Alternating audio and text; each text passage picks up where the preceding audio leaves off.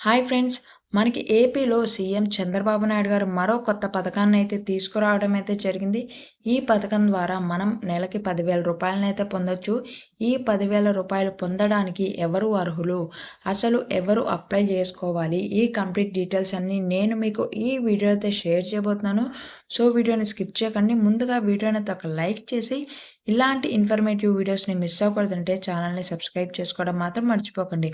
మనకి సీఎం చంద్రబాబు నాయుడు గారు వైఎస్ జగన్ గారి ప్రభుత్వంలో ఉన్న పథకాలకు పేర్లు మార్చి అమలు చేస్తున్నారు కదా! మనకైతే రీసెంట్‌గా వైఎస్ఆర్ లా నేస్తం పథకాన్ని న్యాయమిత్రగా చంద్రబాబు నాయుడు గారు మార్చడం అయితే జరిగింది.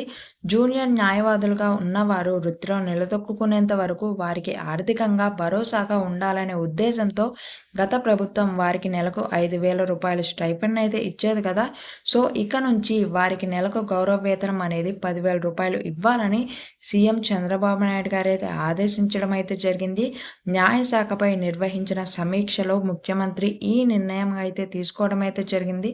ఈ వీడియోని మీ ఫ్రెండ్స్‌కి కూడా షేర్ చేయండి. ఛానల్‌ని సబ్స్క్రైబ్ చేసుకోవడం మాత్రం మర్చిపోకండి.